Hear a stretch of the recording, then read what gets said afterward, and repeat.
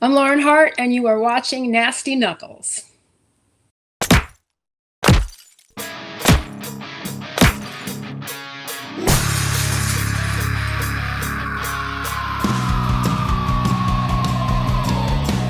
You're listening to Nasty Knuckles, the Hockey Outlaws podcast, with your hosts, Derek Nasty Settlemyre and former Philadelphia Flyer enforcer Riley Cote, as they go behind the scenes with your favorite NHL players. Time to face off.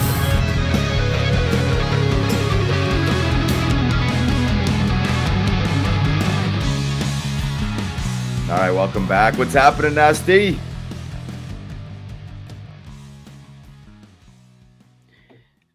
Riggs, just want to apologize for my actions just now. It's just out of frustration, so I'm sorry about that. Well, what were you frustrated about? Just about having to leave the bar 4 a.m. to get here. I just want to be with the guys, and yeah, just frustrated. Did you have an oh crap moment? Yeah, sitting here, I got a text from my mom. Oh, not a good idea, not a good thing to do. But yeah, like I said, I want to apologize about that. Little brain fart. Willie Styles flipping people off. Oh, man. Rigoralia, what's happening, buddy? It's early. We're here at 5 a.m. Just left the bar. Fucking ready to rock. Straight to the pod. Straight to finish Prime up. condition. Oh, man. What's going on with you? Yeah, just doing the old morning routine, waiting for your slow ass to get up and hop on. Listen, everybody's wondering what's going on right now. I got neighbors knocking on the window. You guys recording? It's early. Kids getting on school buses 7 a.m. I don't know what's happening, man. Oh, boy. Well, last week when we spoke, it's been a tough 3 weeks, I guess, for the Flyers. 2 to 3 weeks, and start that road trip off in Vegas with a huge win, 2-1. And then, we talked about the Mammoth game. Probably should have had 2 points, did get 1. Obviously, the play near the end kind of cost us, but with the empty net. But let's get past that. We're past it. Come back, which I want to know how many people lost money in Vegas if they were. I don't know what the odds would be, but Colorado.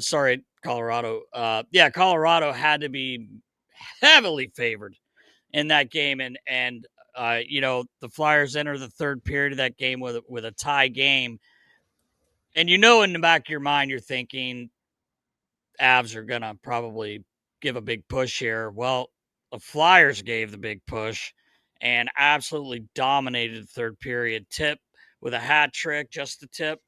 Just the tip was flying. Oh my God. Was he flying? That was another gear. You watch that and it's like, he's trying every game. It's not that. It's just like some games you're like, I'm not going to say elite, but the speed, shooting the puck, like we talk about it all the time with him. Man, what a third by the team. And maybe Tip's getting a little bit more consistent. He's got 18 goals in his 52 games. Still on pace for 30, which I think with the shot he has, the speed, he should have 30 with his eyes closed, in my opinion. I know it's not that easy as the National Hockey League, but you know what I mean. Oh yeah, he's got the pieces for sure. I mean, like I said, like he does look elite when he's moving like that and just grabbing the puck and skating with authority, and like he does look elite.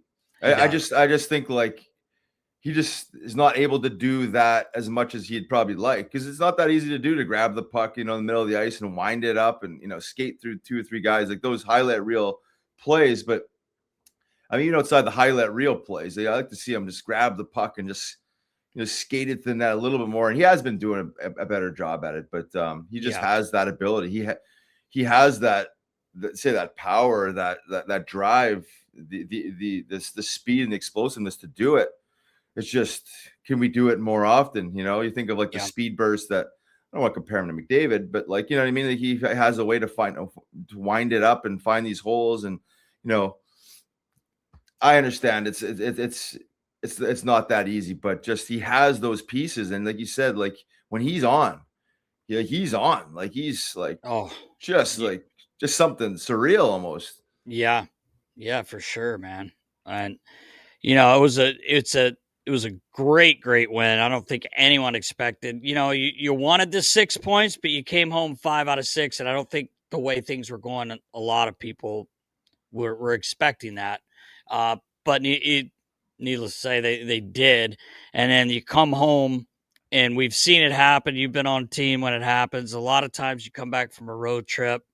You're not definitely not making excuses for the guys, but I've did it for so long, and there's just games where you just cannot get going. I Yeah, didn't think the first period versus the Islanders was that bad. Obviously, terrible turnover on a power play. Just a brain fart, I guess you would say, where the two guys go into the quad. Like I don't know what was going on there, but it happens. And then after that, it just kind of took the energy out of the building and out of the guys. It looked like, and it was a tough game. I was there, and it was simply boring. It was a yeah, boring hockey game, and give credit to the Islanders. They came in, they played as we've talked about before, a perfect road game. They yeah. didn't give up too much. Sorokin's a hell of a goalie. The Islanders have been playing a little bit better as well. So it just wasn't a great game. Everyone's booing them. Like I felt bad for that, just because not feel bad, but it's just like they're trying. It's not, you think they want to lose for 4-0 at home? No one wants to lose, especially coming off that trip. But I was hoping they would find an extra gear and kind of maybe grab that game at home. But Talk said after the game, he goes, "I love this room. They're close. It's a great room. Sometimes we need to hold each other more accountable." Um, and those are those games, Riggs, like you played and you coached, like after a first period. I don't want to say it was a terrible first period, but you go in there and kind of like, hey, like I could throw some cold water, like let's get going, like anything to get the guys going. I think so on some level, right? I mean, you're back home in Philly at your own building. Like you need a solid effort. Like you need to come back out there and create some energy. So whether it's like this idea of like yelling at guys and all this other stuff, but I think it is like when he says when talking about like keeping the guys more accountable, it's really just like being in the locker room and just like be like looking at the guy next to you and like it's not giving them shit necessarily. It's just like come on, like let's go. Like we need a spark. We need something because Yeah. that game was obviously a 4-point Oh, game. Like it's like it huge was a game. huge game. Like they needed something, whether it's just like, hey, like let's go get a hit, like let's go do something. Like, and I'm sure they are like that. I couldn't Of imagine course. they go in after one and say nothing and just sit Yeah. there, like everyone's saying it, everyone's like, doing their version of it, but it's the sports in general are tough, right? I mean, it's Yeah. just swings of energies, ebbs and it flows, it's ups and it's downs, and it's trying to settle things down when they're getting a little out of control, and it's not that easy sometimes. You just need one of those, say, big plays, whether it's a big time player making the big play or your fringe players, but someone's got to step up and make something happen, and they weren't able to, Yeah. unfortunately, coming off that game in Colorado. Like you need to come back home and carry that energy Yeah. back into that somehow. And maybe not to Yeah. the extent they did in Colorado in the third period there, but somehow, some Yeah. way. For sure. For sure. It was like you said, it's a 4-point game. And, all of a sudden we look today and, in the last 10, they're 2-7-1. We're Flyers are 2-7-1 and 8 points out of a wild card spot all of a sudden and 6 behind the Islanders for the third spot in the Metro. Um, and you look at the top teams in the Atlantic and the Metro, and the worst record in the top three are the Penguins at 6-2-2. Well, the Islanders 5-4-1, but they've gotten hot, lately. Um, and in the Atlantic, Tampa Bay's 8-1-1. They've found their game right now. They're in a groove. Detroit 7-2-1 in their last 10, and then Buffalo, Lindy. I mean, I know you guys are talking daily. seven Got the two and one, scoops. and you watch them play. They're a confident young hockey team right now, and our buddy Alex Lyon just won 9 straight starts. He had come back from an injury, got a shutout the other night. I think it was the 6th of his career or something like that. But he couldn't play here. We should bring him back on here, Nast. Yeah, we bring him back on. Let's pick his brain and see what's turned around there in Buff. What's going he's on probably going to say it's that call.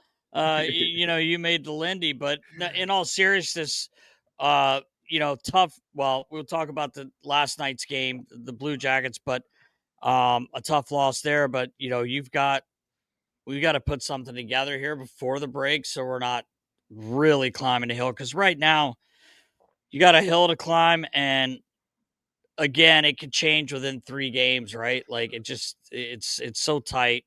But wanted to talk a little bit about last night. Vladar returns. I don't think he had played since Buffalo. It's been a couple weeks, I guess. And he made a couple unbelievable saves. The one I know we were talking about, Fantilli literally shot it into his glove, but his glove was there. He got it over. It's just one of those saves where, that's a save you're not expected to make. The whole net was open. He literally had his glove there. And then the second big one was more of a that was legit, to me was an even better save because he got there, he was up and whatever. I'm sure Baller will throw those saves up, but TK with a hat trick on a one leg, literally after he blocked that shot. I think in the first. I think he blocked it in the first, or may have been the second period. I'm not sure. I apologize, but he probably won't play tonight in Boston. But what a performance by him! You fight back. You get you're like, let's get a point first. Let's get through it, and then what happens? Kind of a breakdown. You got Monahan backdoor. I thought Vladar kind of fell forward instead of coming over like the goalie coaches want you to do. And he was basically on his belly, and Monahan just flips it in. They get the empty net, and they lose 5-3. And it looked good, at least to get a point. And you never know in overtime, right? That's right. Even a shootout. So, but disappointed once they fought back, to at least not get a point. But shit happens. It does. And, we talked about this a little bit before we hopped on, like those early saves. So I guess it was in the second period, but those timely saves, just to keep the team in it, because Columbus, they could have been 5-6, they could have had a bunch of goals there, the way they were coming, but just being able to, to settle the boys, get those saves in and give them a standing chance. They were right there. It's just, we talked about this as well, like almost scoring in streaks, like one guy goes and then the other guy goes. And then, one guy's scoring 3, this guy's scoring 3. Yeah. There's very few games where you got and I understand that's the way it goes sometimes, but you just need one other guy to step up, just need one other effort. Not that they're not trying or they're not getting chances, but it's just funny how it goes sometimes, when you're in a little bit of a slump. Yeah. So it goes back to the team concept of just let's regroup. And I know they're doing this internally there. It's just let's get back to basics. Let's get moving north. Let's funnel more pucks to the net. Let's get some greasy ones. Let's feel better. Let's get that confidence up. It just hasn't been the case these last 10. It's just a little bit of a funk for sure. It's TK's picked it up. I feel like he's at what, 20 goals now. In the 51 games of 48 points. He's leading the team in scoring. Zeegs, we got to get Zeegs back going, not that he's not trying. I think he had a helper last night. He scored a few games ago, but it's not easy. I mean, people don't understand it. You had a great point earlier before we started. Tyson Forrester were missing. Now, I know every team gets injuries, but it's starting to peek its head a little bit how important he is to that team, and we knew that, but they're really missing him right now. He's another threat, the way he, as you say, with his pull skimmer and the way he shoots the puck and just his physical play, his body. He's a big body. He's not a soft player by any means. He gets into dirty areas, and they're really missing him right now. But there's nothing we can do. He's done. Yeah, and to that point, that was kind of what I was alluding to when I talked about when the teams are rallying after the first or whatever. We just need something. He's one of those players that somehow did that always, like consistently. He just has Yeah. a way to generate something out of nothing. Again, he said this pool skimmer. He's obviously great on the forecheck. He gets after it. He's hungry. He's got the good stick position. He blows up passes. He creates something out of nothing. Like when things aren't going your way, like that's what you need. You just need like some of those like offensive chances generated from just effort, from just pure pressure and just being resilient. So you miss a guy like that, it really does over time show, throughout energy and other things. I understand the goaltending situation was also a little bit upside down there too. But having a lanky, long range guy that can skate, shoot, hit, get involved, like, I mean, to me, it's starting to really be noticeable that you miss that energy.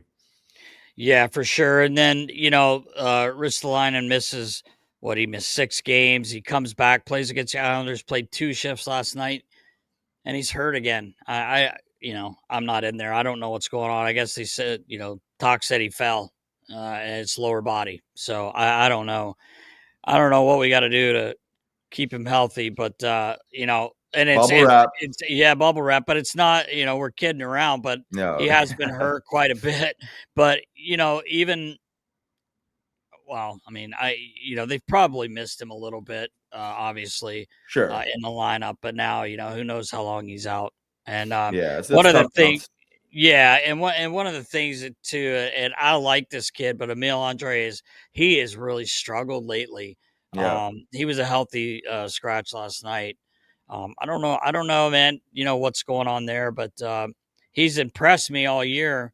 Just the way, he could skate out of trouble, the way, he plays the game pretty well. And just lately, he's just not had any bounces going his way. Maybe he's just not, I don't know. I don't know what it is because I'm not in his head, but hopefully he can regain that confidence. And because they need him. They need someone that can skate the puck out of danger and,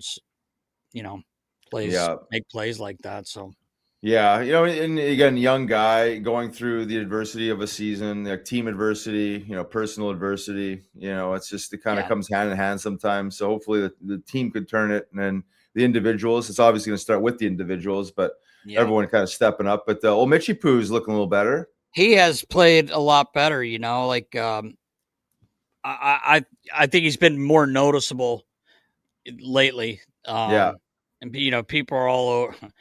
People are going to just complain about anything, but all their talk's trying to take away his creativity and this and that. They're not. They're just trying to teach him how to play so he can play more. So he can maybe be on the ice with a defensive end draw. Like they're just trying to teach the kid how to play. He's obviously has some offensive obviously has the offensive ability to make plays. And, I like how aggressive he is too. He gets in there, last night he's digging, he's giving the effort, and that's a positive, and that's good to see that he's not sitting around pouting. He almost played 16 minutes last night, I believe. So good for him. Hopefully that keeps carrying forward because they're going to need some goals, some plays out of him because we got to start. Obviously, you have to start scoring, I So. I wanted to comment on that. Like we talked about at the academy the other day around specifically hockey players watching hockey games, actually watching hockey, not just the highlights. But I also think a lot of fans do the same. Obviously some fans that watch every single game and they're watching the details and the meat and potatoes.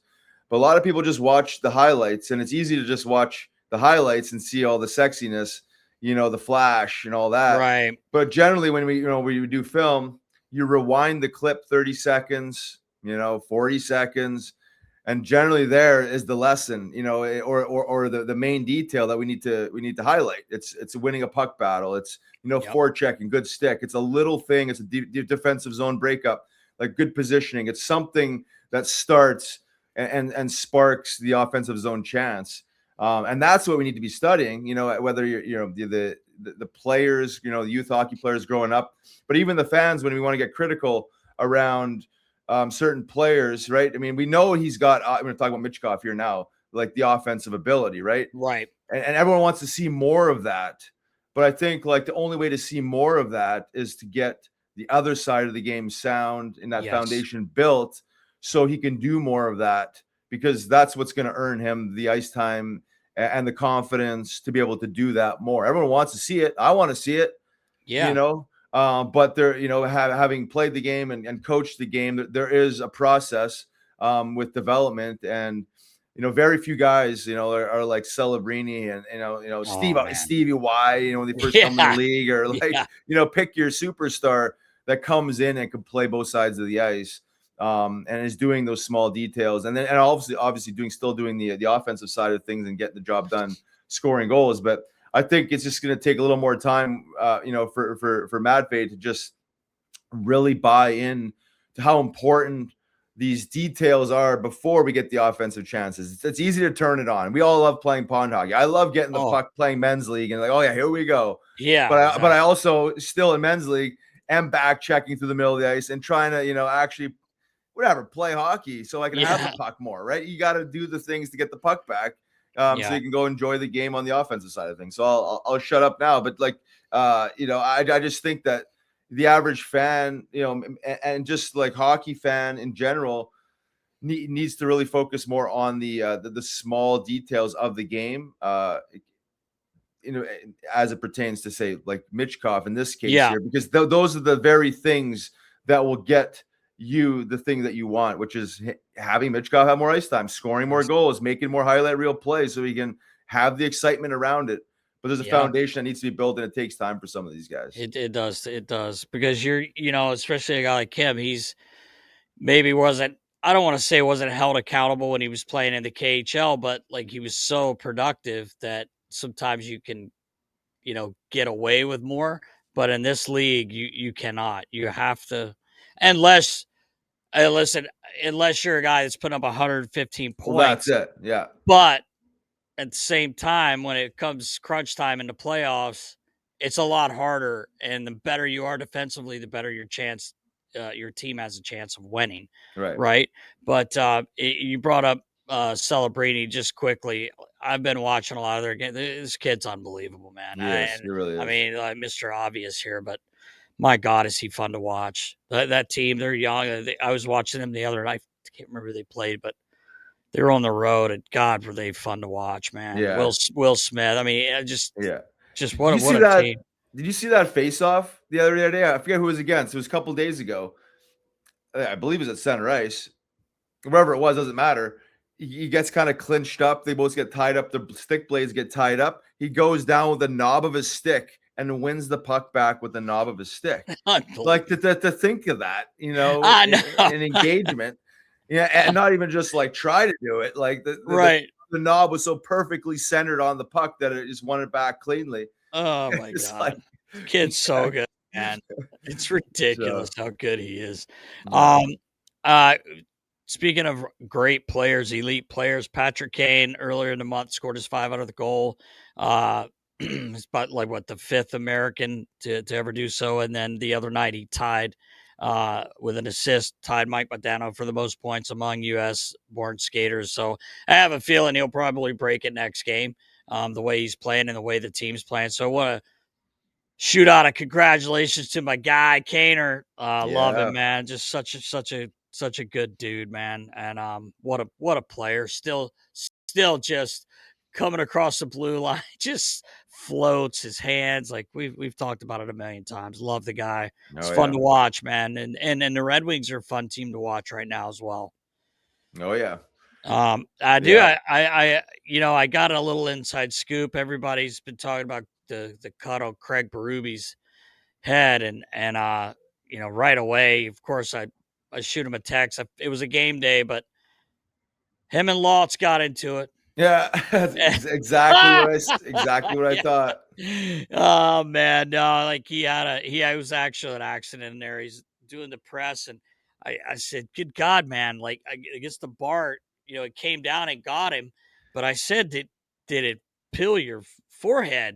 And he goes, "What do you mean?" And I said, "Well, the way the cut is, did it flap down?" He goes, "Oh yeah." He goes, "The weight, the force of the bar pulled it down." God. And I'm like, there must have been, when your blood's pumping and you get hit in the head, you bleed like crazy. And he said, "Oh, his blood, oh man." And I was man, that must have been a disaster. And I said, of course, if people don't know him like we do. He's one of the funniest humans. He used to say, never had a headache, never been sick, never had a concussion, like Never been hungover. Yeah, never hung over. And so he's literally said that, people. Like he could be a stand-up comedian, this guy. Oh yeah. But I said, and let me guess, you're not cocky. Nope. Didn't even black out. Didn't even come close. Like, fuck's wrong with you, man? But oh man, that's tough, man. I actually thought when I first saw it, the shape of it, I was like, that's kettlebell for sure. I thought it was a kettlebell swing. You reach up and maybe your arms give out and you land it on your head or something like that. I didn't even think of the barbell, man. Yeah, barbell he said it was the bar. The next day I said, "Look, you're looking rough. You look mean back there, though." He's like, "Well, it ain't working because we got to get going because they're having a tough time right now in Toronto." But yeah, he's all right though. But yeah, good. That's good. Nasty cut. I felt bad for him in this first media conference. You could tell he was embarrassed. Like he wanted to crawl into a hole. He didn't want to deal with it. He was light with it. He kept his humor up and all that. But you could tell it was like, it's like one of those damn moments. Like, oh crap! You should see the other guy. Yeah, exactly. There's 3 of them. The bar. Yeah, but the chrome bar is still looking pretty good. Yeah, but anyway, he's doing all right. So that's good. Boys got a big game tonight in Boston, and they're playing better. It seems like every team we're playing right now, is kind of on a heater. So hopefully find a way to get 2 points tonight and get back on track, and have the Kings here this weekend. So see what happens. Yeah, they need a little juice, a little momentum. Yeah. Momentum builder. Get a road win, come back home, get the energy going, get the fans all fired up. Afternoon game too, so maybe place will be rocking a little bit. Mm-hmm. Well, exactly. So we'll see. All right, Nas, we're ready to rock. Let's go, dude. 225 with our good friend Lauren Hart. Brought to you by our good friends at Camden Apothecary. Driving hours outside of the city for your cannabis makes no sense when Camden Apothecary is just 5 minutes from Center City. It's right over the Ben Franklin Bridge. It's easy to get to, no crazy wait times, and they've got everything you'd expect from a solid dispensary. Top shelf product from the brands people actually want. You can walk in or order ahead online if you already know what you're after. They keep the process simple, the shelves stocked, and the vibes chill. Locally owned, no corporate weirdness, just a real shop run by people who care about product and the community. They're open 7 days a week, right off 676 at 1205 Haddon Avenue in Camden, with a huge parking lot. CamdenApothecary.com to check the menu or place an order. Again, that's Camden Apothecary. Real close, real solid. Welcome back. I'm Riley Cote. And I'm Derek Settlemyre. This week, we are honored to have this young woman join us. She is the renowned national anthem singer for the Philadelphia Flyers, performing the U.S. and Canadian anthems before every Flyers game since 1997. Oh my gosh. She is the number 1 anthem singer in the National Hockey League and probably in the world. Let's be honest. She's the best. So. She's the daughter of the legendary Gene Hart, who is known as the voice of the Philadelphia Flyers and always will be. He was inducted into the NHL Hall of Fame back in 1997. She is also a singer-songwriter, and she basically does everything, Riles, you can do, including being a hockey mom. Please welcome to the show. Again, it's our honor to have her on, Lauren Hart. Lauren, what's going on? Thank you. I'm excited to be with you guys. Finally. Yes. Exactly. And the intro, when you say a young woman coming on, I was like, oh, I'm so in for all of this. So. Well, you are. You are. That's awesome. Forever young. So let's just start off with what you have going on these days. What are you up to?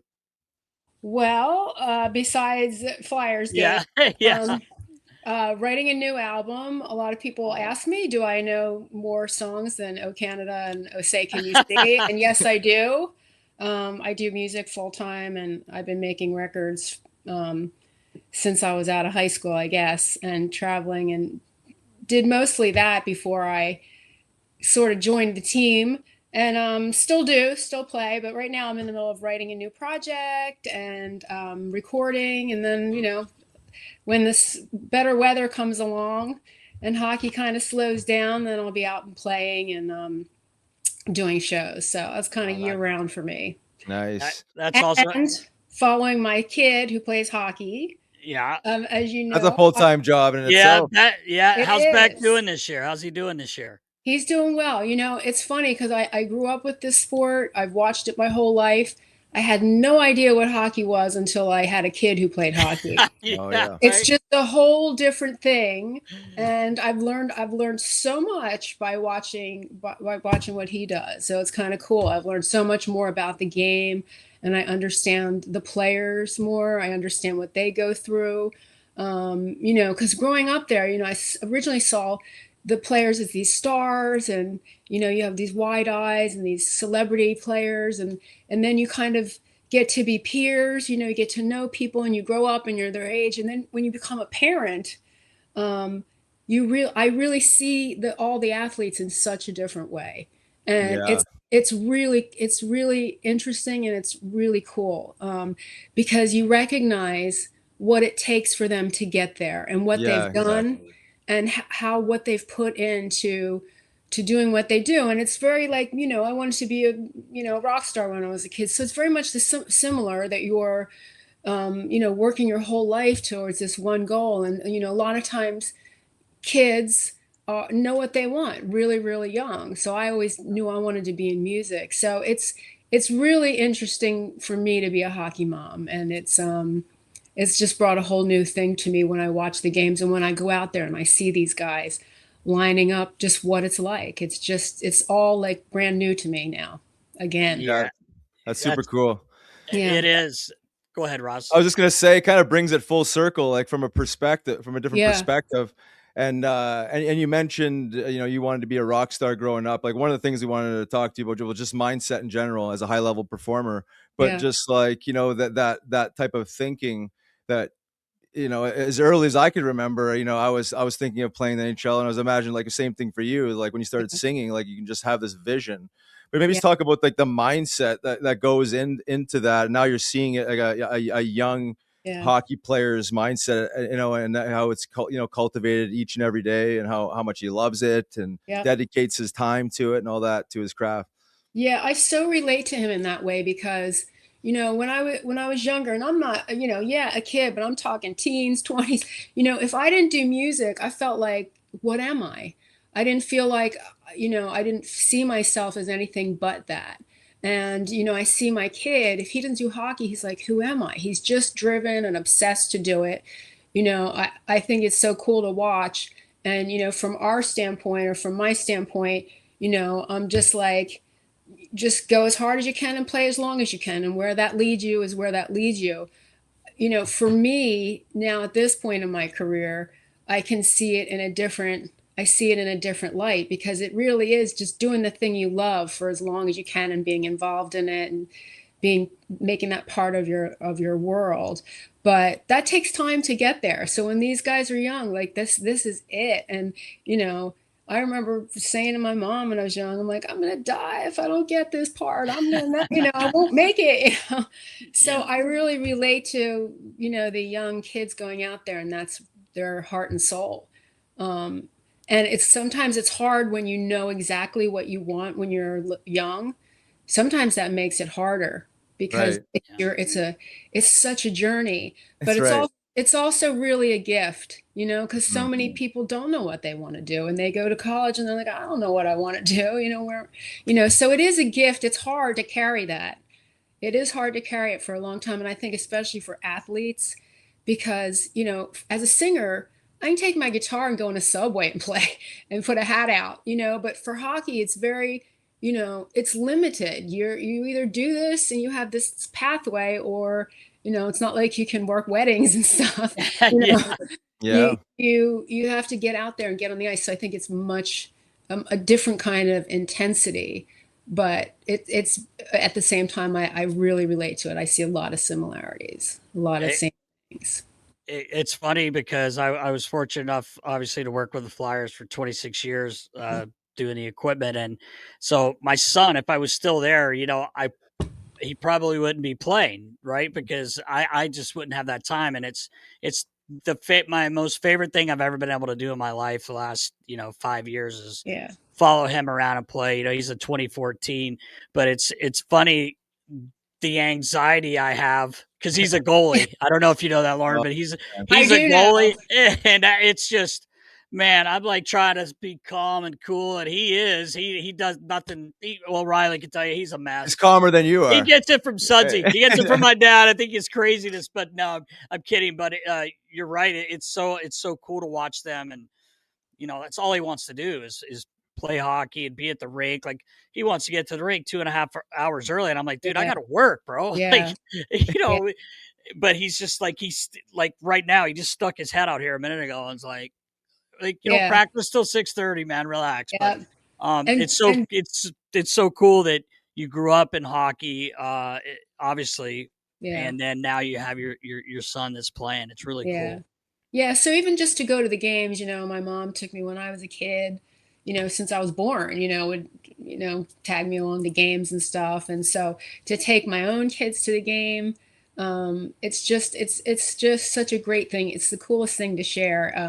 And I don't know how I always look at the goaltenders' parents, the kids, and I'm like, I don't know how they do it, because if I was that parent, I would like lose it. I'm so much more nervous for him than I am for my own self when I do things, and Yeah. I remember, same with my father. When I used to watch my dad, I'd be nervous. I'm like, oh, I hope this is great. And I hope he does, it turns out really great. And it always did. Yeah. But, you're kind of nervous for your family, for your kids, you want them to do well too. So yeah, that's a special category you're in, goalie parent. Oh man. Oh, yeah. I know. It was great because my first year here, I was able for a couple of years to get, I wouldn't say work with your dad, but he traveled with us. So I was around him, and his legendary voice. I mean, everyone knows this, especially if you're in Philadelphia, but it was so cool, Lauren, to just be on the plane.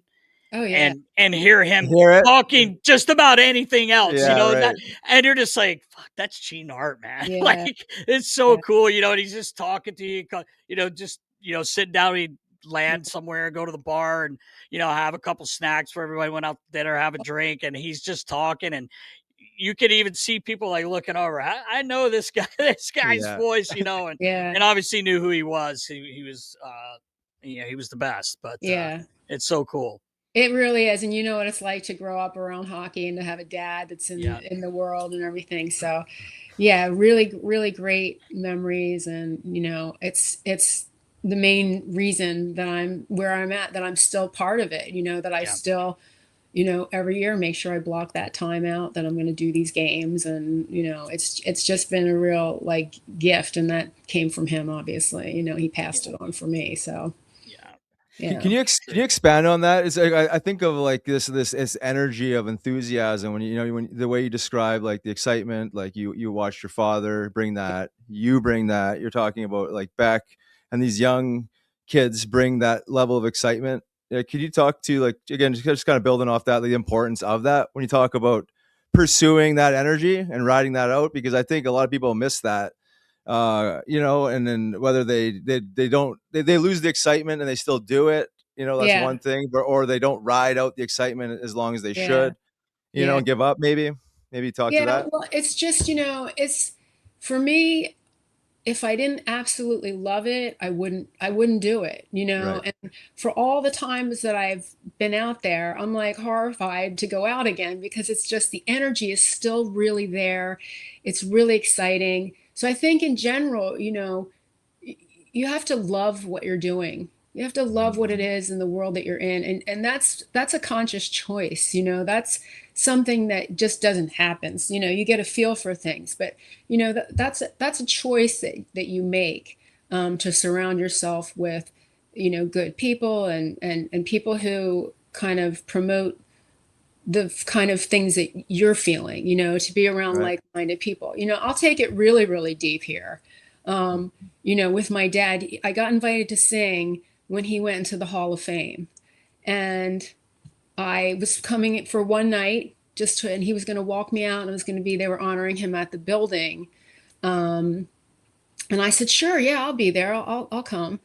There was already somebody singing, they had a regular person, as they do in hockey. They have that weird, cool thing that everybody's got the person.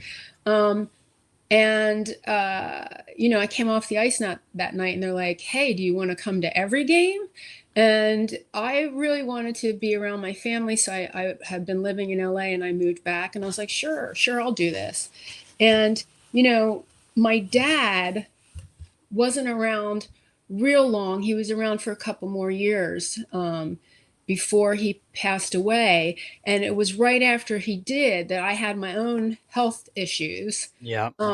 And I will tell you that, being at those games and having that energy from those crowds, talk about energy and, positivity. I got so much from doing that minute and a half. I can't even begin to tell you. Like, I feel like it saved my life in a lot of ways, because it was such a super hard time to lose, my idol, who was my dad. But to go out there and to feel, and I got such feedback from people I didn't even know. And I had no idea what I was doing. I was just trying to hold on for dear life, like, I'm just going to do this and ride it out. And, but over the years, the energy and the people, that's what I loved the most. Like, I really admire the athletes. I think what they do is so amazing, but it's the people that come to these games, and the fans, and the people that surround it and uplift it. And I get so much from this, that it's far more than just singing a song. I get like such a great energy from people, and it's such a sense and a source of positivity for me, which it seems like it's a silly thing. It's a national anthem. We've heard it a million times. People see me do it a million times, but there's just something really kind of magic about that. So when you find that in your life, whether it's singing or it is whatever you do, you just like kind of hold on to it. So I kind of made a minute and a half into a something. Right. It wasn't a something. Well, Kate Smith, that was a thing, years and years ago. Yeah. But, I think when I started doing it, it wasn't such a big deal. Like, Beyonce didn't want to do the Super Bowl, like the spot was just like, yeah, I just get someone to do it, or get some kids to do it, or whatever. And then kind of like in that time, it became like a really cool thing to do. And so like now all artists are trying to get on these games, these outdoor games and these Super Bowls and the NBA. So it's turned into this like different thing. But I think I was really lucky to just come in at that time, and, with the people that were there. And it's just, it's been just like kind of magical for me. Yeah, and you put your heart and soul into it, and then that and the energy that you're talking about is kind of the way the universe responds, right? Yeah. It's like, and you consistently do that, and that's why you're the best. Yeah. Yeah. And my dad felt that way too. I think he always felt like he was always really great at what he did. He studied hard. He was really prepared, but he was just so grateful to do it, and he loved it so much. And I think the fans know that authenticity, especially in Philly. And that's why we get a player, on the team that we go, oh, that guy's a flyer, because there's just a thing. There's an honesty and a realness about it. And there's an energy that they give that people relate to. So I think my dad was lucky, as teams change and coaches change and all this stuff, he was there to see so much of it. And now I feel like the same way. I've seen a lot of different, forms of the team, and, but the people are there, and it's just really a really cool thing to be a part of and to watch. Yeah, you're right. And, we all of us that have been fortunate enough to be involved with the Flyers, you talk about the family part of it, that Mr. Schneider really, I think he's the one in charge of pulling that all together. But when you were struggling with, battling, cancer, I think I read you only missed one game. I think it was the day you had a surgery. If I'm correct, but the family part of it, I remember Keith Primo started swinging by and giving you a high five. The Primo high five, I think we were calling it. But that just shows you. And I guess you didn't find out till later that was why he was like, man, you're a warrior. You're battling this, but you're coming to do this for us and for everyone here. I'm coming giving you a high five because I respect that. And I thought that was one of the coolest things. It really was, and I didn't know that till like years later. Like we were talking, we were on some show together.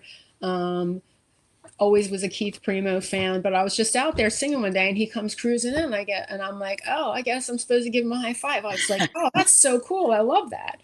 But then he came again and again and again. And it was just, he had said he just wanted to do something, he just wanted to, but at the time I didn't even think of it. I just thought, I was like, wow, that's Keith Primo. This is so cool. I just kind of was like, ugh. But yeah, I really like kind of understood why he was doing it, long after. And I thought that's just one of those things you're talking about, energy and, you know, how people connect. And that was a great moment and a really cool part of the little history there. Sorry for the quick break, but all of you sports fans are going to love this.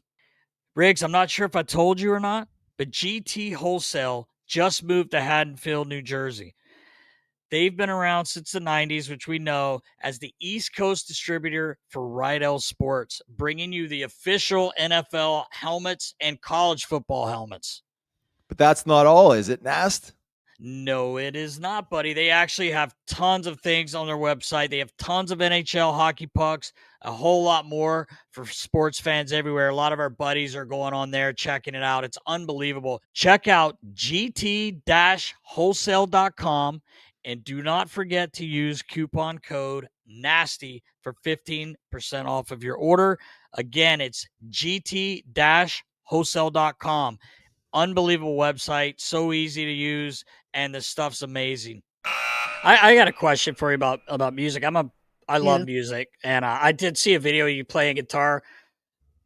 I don't want your husband coming after me, but I love when women play guitar, man. It's so and Riley will tell you, I play a little bit of guitar. Now Riley's a bongo player now with djembe. I don't know djembe, if you've seen right? He's got a little bit of everything going Percussion. on. I said we need a collab. We need a collab. We need to bring it I together. think that'll help your whole thing out, Riggs. Yeah. But no, I always bust his chops about that stuff. But I wanted to ask you, like, obviously you were singing when you were a kid and everything, but how did it get going to where, like, oh my God, I'm going out to LA. I know you signed with Columbia Records and all that stuff. I'll let you kind of tell that. But how did it get started? It started in a garage when I was 14 or 15, honestly. And my first gig was somebody's backyard. And I thought, like, it just made me feel like, oh my God, I'm a star. I'm in the backyard on and the backstage was like under this tent. Like we all had to duck down and we just thought, oh, we're backstage. This is great. Yeah, exactly.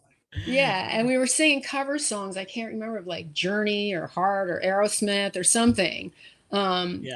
They already were a band and they were like, oh, let's add a girl of the band because I could sing the higher notes like some of the rock people. So that's kind of how I got in. And I loved it I loved it from there. I just always kind of wanted to be in that world. And I always loved guitars. And I always thought it was the coolest thing because, now, there's great women guitarists and bassists, drummers, and they're all over. But you just didn't see, like when I was a kid, you didn't see as many, you didn't see as many people doing that. I always just thought it was the coolest thing. Still do. I love my guitar. How did you get out? Like what happened to where you're like, oh, I'm going to LA? Like how did that come about? So, my dad gave me great advice. He's like, if you love what you're doing, he's like, always say yes, whatever the gig is, just go and just do it. Do it as much as you can, whenever you can, where you can. And that's how it started. I went to clubs and bars and people's houses and just, I just kept going. And I knew I wanted to write songs and, and make records. And it was just one connection, it's just connecting the dots, So if you put yourself out there all the time, you're connecting with this person and then that person leads you to that person, and it's kind of like, I guess in the music business, it's different now because like everything's streaming and you can make records in your room and do it a lot differently. But, kind of when I started, you needed like somebody to just literally fall in love with you, whether it was a A&R guy or a manager or an agent. Somebody just fell in love and they were like, they saw what you saw, and it was kind of finding that person. And I was lucky to find some really good people early on, that just connected with me and liked what I did. And Philly's got a very eclectic, different music scene. We've got rock and R&B and rap and so many great artists here that it just, there was a lot of space. I felt like there was a lot of space to do what you do, and a lot of good people doing live music. And so it was just a matter of, like, for me, it was a matter of time. It was just a matter of time before I did it, because I just, I would drive up to New York and do a gig from 12 to 4 in the morning and drive back down the turnpike, like, Wow. 6 days out of the week, and thought it was Yeah. nothing, and thought it Yeah. was, I'd listen to the hockey games going up and like almost drive off the road. That was kind of when I first, It's part of the grind. it's when I first got really what my dad did, was I would listen to him on the radio. And I was like, wow, this is really good. Like, I knew who he was, and I knew, heard the call a million times growing up, but that's how I really understood him, was listening on the radio, driving to all these shows all over the place. So it was kind of an interesting time. But yeah, it was just a matter of putting yourself out there all the time, and everyone will tell you no, and everyone will tell you you're not good enough and you can't do this. And I think I think the mindset of doing any of this stuff, you just have to be relentless. You just have to be relentless in whatever it is you're trying to do, and outlast and keep going. And I finally met with good people, ended up signing with, couldn't have been on a better label to start with. Right. Yeah.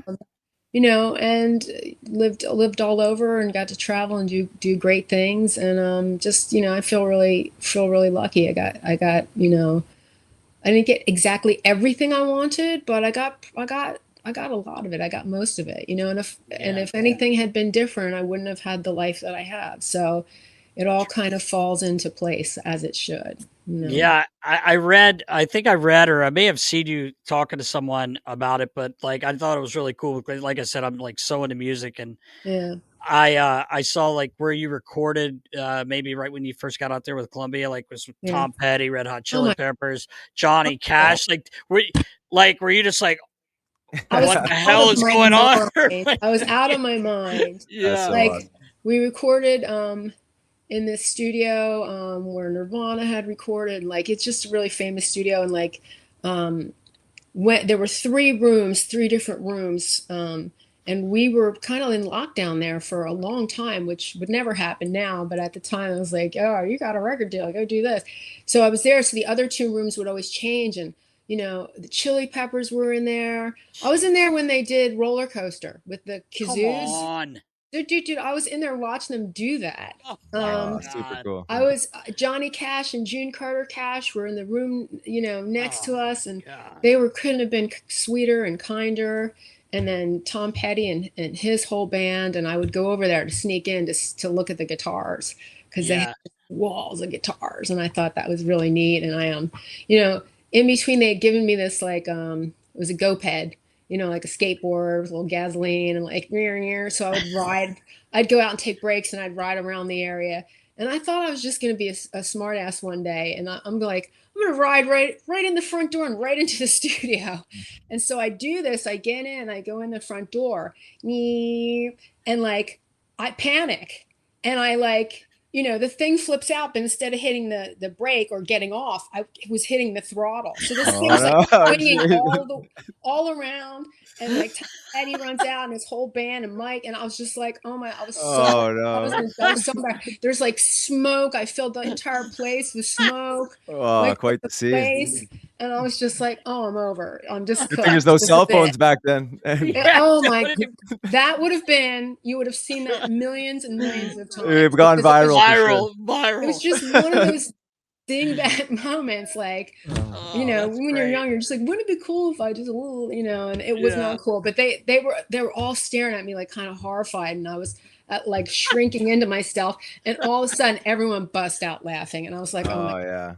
Oh, thank God. Because they could have been really like uncool about all of that. And they were Oh just, yeah, I'm sure. it was all really great people. And I just, what an opportunity just to be in the same building, as all these artists. I actually covered a Fleetwood Mac song. It was Go Your Own Way, which is like one of their, like, it was an up-tempo song. Yeah. But I the producer and I worked with it, and we made it into this really slow, like very ethereal, crazy thing. And Mick Fleetwood walked into the studio and heard it. No way. Yeah, and they actually heard it, and Wow. they were just staring at me, and that was another moment I was just kind of shrinking, going, ah. And you know what? He That's turned super around, cool. and he's like, that's the way we should have done it. And they No no way. and I was just Oh like, my ah, God. winner, Yeah. So, That's so cool. yeah, so yeah, Not a big deal. Yeah, right. yeah. So That's there's so all awesome. those sorts of moments that you just kind of file away, that you feel like you got lucky to do. No doubt. And That's it's amazing. just persistence. It's just Yeah. persistence. It's just not giving in. It's not giving up, whatever it is that you do. There's no time limit on it. Like when you're young, you feel like, when you're real young, you feel like, I got to get there before I'm 21 or else it's never going to happen, but Yeah. it's just keeping in, and it leads you, it might lead you down a road that you didn't see coming, but you'll keep going. Yeah, I had the word resilience written down, and you kind of touched on it there. But like this idea of failure being bad, can you maybe shed some light on? You mentioned it earlier, like you heard no thousands of times, right? Yeah. Maybe touch on that, because I think a lot of people think that whatever road they're traveling is going to be easy, Yeah, and there's not going to be any adversity. yeah. No, you don't learn anything by winning all the time. It's when you lose that you really can reflect on things, and when you don't get what you want, that you really have, your desire grows for certain things. And I even feel that, coming out to sing that song every night, in my mind I want it to be absolutely perfect every night, but some nights it's just not, Right. and you fail, and you have to learn how to, I get home and I have to, still to this day, I have to learn to, like, suck it up and say, like, you have a cold, you can't do what you can do on Friday, what you did on Monday. So you have to just know that those, if you can stick with those moments, if you can bounce back from those little things, I think a lot of it is your own self-doubt, right? So That's right. people give you a pass. I remember seeing, like, I think Pink did the Super Bowl, and all before, she was doing the anthem. So, and all before, people were talking about, oh, she's not feeling well, and she's this and she's that, and I don't know if she'll do it. And she ends up coming out and doing it. And when I watched it, I'm like, oh, people are going to be so hard on her because it wasn't exactly perfect, and they're just going to rip her for this. And afterwards, it was, people, like, celebrated her. They thought it was like an amazing performance because, things aren't perfect. Things are imperfect, and I look at the players a lot when they're playing these games, and I feel for them to have to go out there night after night. And if things aren't going your way, right? If things aren't happening exactly as you think they should, or how everybody else thinks they should, Yeah, right. it's really hard. It is. It's really hard. And that just goes for whatever you do, whether you're singing an anthem or playing a hockey game or teaching at school, or, whatever your gig is. And, yeah, I think I try to teach my son that, because he's in that age, he's 14, and that's that time where they're starting to figure out who's what's what and who's who, and, how can you go to this level? Can you go to that level? And there's so much pressure on young people in general to, like, this performance, like, to live up to a certain thing. Yeah. That I think that it's the people that fail and keep going that you really, really admire. Those are the stories that just, that every human can relate to. Not everybody can relate to being, Connor Bedard or Macklin Celebrini. That's just like, right. otherworldly. But everybody can relate to making a mistake, to messing up, to failing at something, to trying again. And I think that makes like the most interesting people, and the best stories that I hear, like when I learn about athletes and hockey players, the best stories I hear are the guys that just didn't go bzz, or the people Yeah. that took these paths and didn't give up, and we're over here and then over there, and just keep going, So I think those are great things to hold on to. But it's hard to tell a 14-year-old, yeah, fail over and over again. Yeah, I Yeah, know. right. Lose Yeah, in the every world of game. perfection. Come Yeah. on, it's because they just, everybody's taught to like, it has to go down a certain way or else Exactly. it's not it, So I Yeah. think, For sure. and I think Riley, I think you really talk a lot about, how your game and your life has evolved and how you've gone through this sport. And I think, that you clearly see something now that you couldn't see when you first skated, Oh, totally. there wasn't any possible way you could have recognized that until you did it, until you That's went right. through it. So you can tell everybody, but it's in the doing, right? It's in the doing of In the lived experience. Yeah. You almost have to learn that way to really, to gain the wisdom, right? You can hear yeah, about it. It doesn't really land. yeah. And the So mindset that you talk about, people's mindset, I didn't realize, how much like as a sport thing that your mind is almost equal to your body, if or not more, if if not a not lot more, more. Yeah. right? I see it on a daily. Yeah. It's like we are our own worst enemy. Right. And I think Yeah. you see it kind of to what you were talking about is just the stress, the pressure we put on ourselves, Mhm. the competing, you're competing against others, you're mainly competing against yourself. I mean, I had this conversation with Yeah. the academy kids today. It's just around like, how quickly can you let go of the mistake or the baggage that we're carrying? Because, it quickly accumulates. Yeah. And these kids are, I don't want to say they're not equipped to be able to Yeah. regulate very well, right? They don't Yeah. know how to self-regulate, and the stress builds up, and you can see the amount of anxiety and Yeah. and tension that these kids carry at a young age. Yeah. So I mean, there's a lot to learn in it if you can just understand it 1%. I always say to these kids, I'm like, I don't expect you to understand it the way I do Right. now through Yeah. lived experience, but if you can just take like 1% out of this, oh my god, it'll save you like 5 or 10 years of your life. Of You know what I agony. mean? Of like pain and Yeah. suffering that you don't need to go through. That you don't need to um, do. Yeah.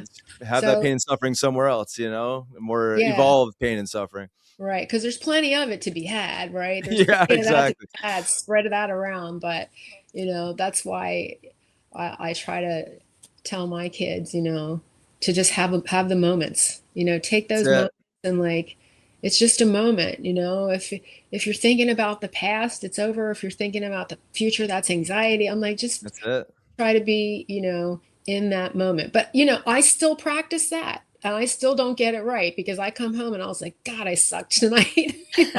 I wasn't what I wanted to be, I wasn't as Hmm. good as I wanted to be. And that's just me.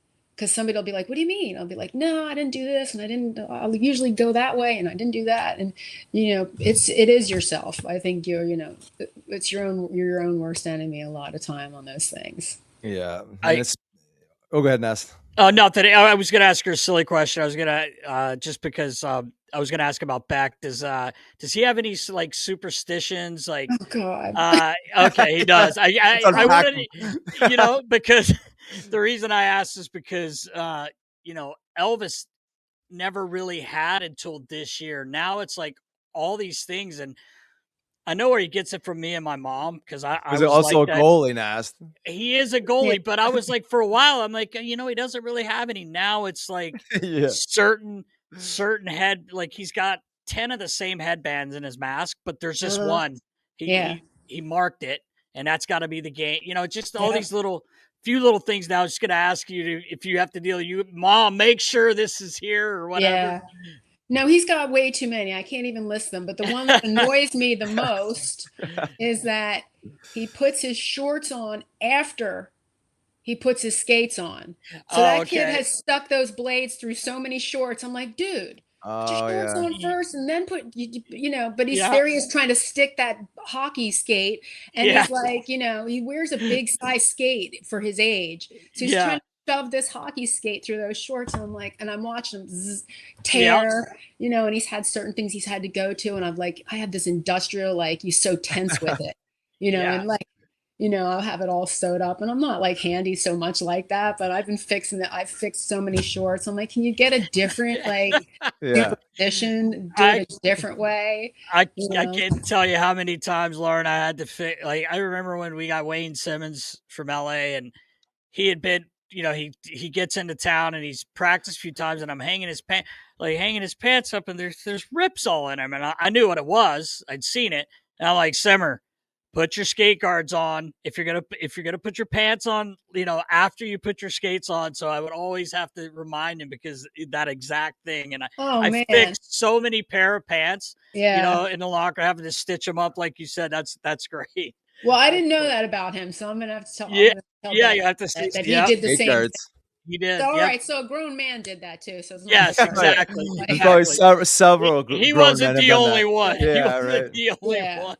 Yeah. So there's great. Lots of them, you know, and fans have them just going to the games. Yeah. You know, have mine. If we don't win, I don't wear the same pair of shoes the next time. Boots. Okay. You know, like I just change it up. I won't wear if we lost and I was wearing the jersey, next time I won't wear the jersey. Right. So, you know, and that's kind of, I don't know if my dad had a lot of them, not that I remember.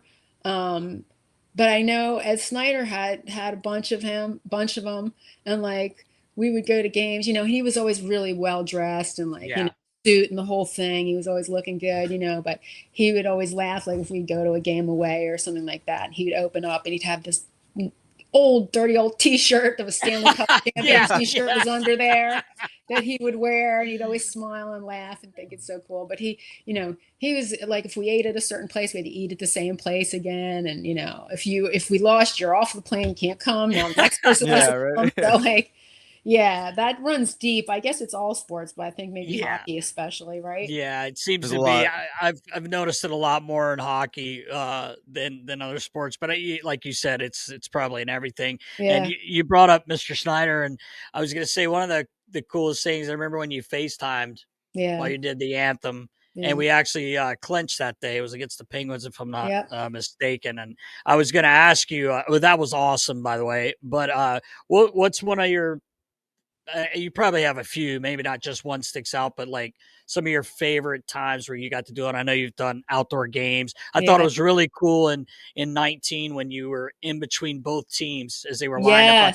I just thought that looked so cool. And you were singing, and it was funny because Hornquist from Pittsburgh, if you watch the video, he's like, he's clapping, you know, other guys are kind of like maybe tapping their stick, but he's just like, it was so cool. Oh, that's cool. Yeah, that was a great jersey. I love that jersey. But I wish, I love that jersey. That was a great game, and that definitely stands out. There's so many. I mean, FaceTiming Ed Snyder. You know, I thought of doing that because, you know, I so wanted him to come back to Philly. You know, he really wasn't well, and I was just hoping he would get back to Philly, and I know he really, really wanted to come. Yeah. And there got to be a point where, like, you know, we knew he wasn't going to make it back. So I just wanted to bring that to him, the sound of the building and the song, because we did God Bless America that night, I believe. But I wanted him to hear his fans and to hear all the people, because he was just so proud of the team and so proud of all that he had done there. And that was a pretty magic moment. I remember like 9/11, you know, when the game just stopped, you know, like the game, I never saw a game stop before like that. The game just stopped and the president had come on and he was on the Jumbotron and everybody just was like transfixed watching that. I remember, the day, like I found out when I had been sick, and I found out that I had gone into remission. We were playing the Jersey Devils, and we were one game from the cup, I think. And it was just electric that night. I mean, it was like the most exciting moment, you know, that I had experienced as part of that whole thing. And it was a great day personally for me. I don't think we won that game, but I always remember just, you know, certain nights when that building is like that, it's just it's just magic, you know. And I'm hoping to feel that, magic in the building, as I know many fans are. They are, yeah. Well, You know, it's funny your connection with the fan base here, and every game, it's just like it's unmatched. And it's funny. I was joking around earlier. I said, even if it's a bad game, there's going to be one point where there's a standing O, and it's when Lauren sees. yeah. So it starts out great. Where it goes from that, you never know. But peak energy. Yeah. Peak energy. I love when I sing and it's like everyone's like, it's like crazy in there, and we go out and we score right away, and I'm like, I got it all fired up. That's right. Then there are times I'm singing and I come off and I'm like, and then they score on us, and I'm just like, oh. It's the energy is displayed instantly. Yeah, right. Yeah. Much prefer it the other way. Definitely the other way. Yeah, for sure. But yeah, there are so many, walking out with my dad when he got inducted in the Hall of Fame. I love doing few years ago, we did the alumni game. It was alumni, and they had all the guys on the ice, like all the from the 70s. Yeah. And we hadn't been doing God Bless America, but we did it on that night. Right. And I remember turning around and seeing those guys, and they had like tears in their eyes. And it was a moment, like that they, got to relive and remember, and the fans got to be part of that. So that was a pretty magical one. And there are just so many. I've done it long enough now, bound to happen. But I'm waiting keep coming. Playoff rounds. Right. For playoff rounds. I'm like, come on, let's do it. We're close. We're getting there. We're getting there. Danny's gonna do it. He's gonna get us there. Yeah, that's for sure. Todd. Yeah, it feels like a lot of good people in the building. Yeah, agreed. A lot of good people in the building. Which is nice. Which is really nice. Because I think it all connects and it all matters. It does. Right? Am I right? Like, just, you're right. You're right. You need that strong foundation. Yeah, you need that built in. Even the guys that work the door, you come in and you see the guys that got good. Some of those guys have known me since I was like a child. That are still working there. And seeing people like that, and so it's and that's another thing Ed Snyder did. Everybody mattered. Like everybody mattered. And that is really special, because that is not like that just isn't everywhere anymore, right? Because things get so big and things change. But I think that I have that feeling in the building that everybody matters, and I see everybody's feeling good, right? So the fans and concession people and fan gear people, and it's a nice feeling. It's nice to have that. The world needs more heart. Yes. Right? Yeah. No pun intended. Yeah. Yeah. those are cool, such cool connections. I love those people, so many, like, just people I see all the time, like for years, and it's a nice feeling to come in to, you're like, hey, like, it's a good vibe. Like, it's a neighbor, it's a community, you have this really cool community, and it's everywhere. So once you start feeling that in the building, then you're like, we're going in it. Something good's happening. That's right. Yeah. Well, hopefully we can find a way to sneak in this year, and that'd be nice. Keep that energy rocking, because they got a nice vibe. Well, they had a nice vibe up until 9 games ago. Well, and then sneak in the Colorado game, and then which I didn't see coming, but that was a great game. I was like, right. I know everyone. We talk about all the time. The fan base here is so passionate. Yeah. The other night, the boys kind of laid an egg. You're coming off that road trip, but they're booing them, and I'm like, a couple people beside us, in the alumni box. There's guys over here. They're like, they're not even trying. I'm like, guys, they're trying, man. Yeah. Trust me, they want to win more than you want them to win. They want to win more than you do. Like, trust me. And I get it. That. Yeah, it's all about the fans. They don't remember that stuff. They're just like, come on, do your thing. We're ready to win. We are ready to win. Yeah, Lauren, I got a music question for you. If you have just one, you probably have a lot more. But who's your favorite band of all time, or musician, man. or top 3, or a few of them, whatever? Well, honestly, there are so many, and but Prince, Oh my God. One I of saw him like Great 8 times. pick. Yeah. Oh my God. I was a So huge good. Prince fan. Yeah. And he played everything. He wrote Yes. everything. He was such a singular, unique guy. Just kind of magical, you know. Yeah. I loved him so much. And then, you know, all the great singers. I always loved Aretha Franklin and Gladys Knight and Motown and Yep. all that stuff. But like, you know, more currently, like I love Bruno Mars because I think he's, you know, he's kind of so like talented. Yeah. so multi-talented and can, like Prince, plays everything and does it so well and is an entertainer and performer and he's really great. And then the newest person I'm in love with is a woman named Ray, who is just an amazing sort of retro style singer. And she, you know, everyone's going to know her. She's going to kind of be like Adele. It's going to be, you know, everyone will know this woman. She's really, really that good. So, you know, I just love so many different kinds of music. Yeah. I loved Nirvana growing up, and Oh yeah. yeah, there's so many things that I draw from, you know, for my own stuff, and there's not a lot of music I don't like, you know. I heard one of your favorite bands was Ms. Mary. They were out of Hartsville, South Carolina. Uh-huh. Your rhythm guitarist, I heard you're a big fan of his. That's the name of my band in college. I'm kidding. Come on. Love those guys. Ms. Mary. Yeah, I thought you did. Love those guys. But I was gonna say, like, you said Prince, like he's, oh my God, he was.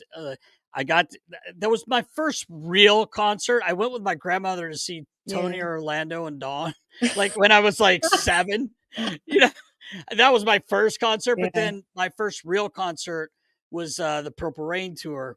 Oh my God. It was, you know, I grew up with my mom. I mean, I used to come up here and spend time in Philadelphia with my dad, obviously. But, you know, some of the songs were on edge, especially when you're with your mom. Yeah. Right. Yeah. But I will say, like, I was just, I couldn't believe what I was watching. Like, it was so entertaining. And like you said, he literally went around the stage and played every instrument on the stage. And I'm like, this guy's unbelievable. And then just, I must have seen Prince probably 10 times. Anytime I could go see him, I went to see him. And one time, I don't know, I'm sure you watched the movie, Purple Rain, like the movie. And so I used to love Morris Day in the time. Yes. And I remember at the center, this is going back a while. Yeah. And I got tickets. I was going to see Prince with a couple of the guys. And to get in there, it says special guest, the band opening up, special guest. Like they didn't name it. Right. So I was talking to my best friend at home, and I was like, man, wouldn't it be sick if it was like Morris Day at the time? Don't you know? And it was Morris Day at the time. Wow. I didn't know what to do with myself because I had never seen them live. I just, you know, knew their music and everything. But God, I love Prince. That's so cool. You said Prince. So anyway. He's just, you know, like when I'm flicking around or looking at social media or something, and every once in a while he pops up, and you know, he had those. He's been popping up a lot because he has been popping up a lot. Yeah, because Minneapolis and all that stuff that's going on there, and you know, he had his own soundstage and his own like concert place at Paisley Park where he would give these shows. And a lot of times it's just him playing the piano or him playing a guitar. And that's when you really see like what he was all about. You know, when you just, if a guy, I saw him once in Philly where he just took his acoustic guitar and sat down. It was like in the round. Right in the middle, right? Yeah. And he took his acoustic guitar and he just played for like a half hour, just him and his guitar. And he had everybody in that place like in his hands. Yes. Wow. You know, with just an acoustic guitar. That's so hard to do. He did Little Red Corvette. I know exactly what you're talking about. I'm like, dude, this is so cool, man. It was like, so he was just so soulful and so interesting and such a different, you know, a different kind of guy, you know, like just his own thing. And I really loved him, really admired him a lot. Yeah. Me too. That's cool. Yeah. Now, when you get in the car, are you a radio girl or you have your playlist going from your phone? Well, honestly, I listen to NHL Network way too much. Yeah. There you go. Like way too much. Yeah. I'm starting to fan out. You got all the scoops. Yeah, about some of this stuff. But like, yeah, I like to hear, they weren't talking about us a lot a few years ago, but now people are talking about us again. Yeah, that's true. Like That's that. true. That's Um, fair. yeah, but if my girls are in the car, it's strictly music. They'll have none of that. Okay. Yeah, I got you. And they turn me on to all sorts of music. And it's what's cool about them is like since they have like Spotify and Tidal, they have all these like platforms that they draw music from. They know music from all generations. They're not just like when we grew up, we kind of knew what we knew, but they're like, Mom, have you ever heard this song? And I'm like, dude, I was singing that in high school. Like, of course I know this song. Yeah. So I love how they can access that music. So yeah, if the girls are in the car, no talking, just music. I remember my dad driving me around. He listened to talk radio all the time. Oh, the worst. Hated it. Worst. Oh yeah. I was just like, why do we have to listen to this all the time? And now I've listened to some talk radio. Oh, amazing. Yeah. Hey, Jimbo, first time caller. Yeah. What do you think? What are the birds gonna do? Yeah, I remember when I first moved up here. My first year, I was with the Florida Panthers with Mr. Clark. He was down there, and Mr. Steiner said, "All right, you're coming back." So I was able to come back as well as my dad. And we had a half year that year because it was a lockout. And Mr. Clark's like, "Well, I got a buddy. If you want to do something 3 days a week, he'll come pick you up." I think his name was Mike Parker. And I'm like, "Yeah, sure, I'll help out." Like it was like yard work stuff. Like and he picked me up, and it's like I had just moved here, and it was like he listened to WIP. I guess that's what it was, that talk radio. And I was just like, I'm a nervous twit. I can't listen to these people. Like it's the same thing. They keep calling in. Like, and he's like, he was like the nicest man. He's like, I love this. Like, hey, I just want to call and be like, hey, first time caller, and all this shit. Right. I'm like, turn it off, man. Like, put some music on. Yeah, exactly. Oh, that's funny. It is. Yeah, I think they're like, don't you get enough hockey? And I'm like, yeah, I actually like it. Like, I liked it when I was a kid, but now I really enjoy it. I really enjoy watching the games, and I stay for all the games. Everyone always asks, do you actually watch the games? And I'm like, yes, I do. I watch all of them, unless I have a gig and I'm working afterwards, I stay and watch the game, so. The last thing I need to be doing is driving around in my car listening to more people. Right. Yeah, right. Man. But somehow that station comes on. I don't know how, but yeah. That's awesome. Yeah. But I like to listen to, I like to see what my kids are listening to, so I can make sure I'm up on everything. Okay. Yeah. I'm up on all the music, what everyone's listening to.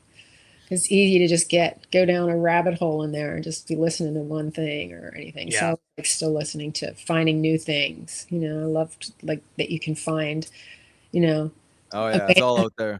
Yeah, a band or an artist like a lot of people don't know, but actually a million people know them, but you've never heard of them. Right. But they still have a million listeners. They're like, who's that guy? So yeah, I like discovering new stuff. Awesome. Super cool. Yep. Awesome, Lauren. Well, we appreciate you. Yeah, so much. It's been super insightful and great energy. I'm so glad to be on with you guys. I do. I watch all the time, and I follow what you're doing, and I think it's great. I think a lot of people are loving your stuff, so that must feel pretty good. Thank you. Yeah, just trying to have some fun, keep it light. Yeah, it's good. It's good stuff. Thank you so much. Yeah. Thanks so much. Wish you the best in your new recording album and all the fun ventures that you're involved in. And obviously we'll see you around the rink. I'll be there. Whatever rink that is. One of them. Yeah, one of them. One of them. I'm around. Yeah, for sure. Oh, that's awesome. Thanks so much for having me on.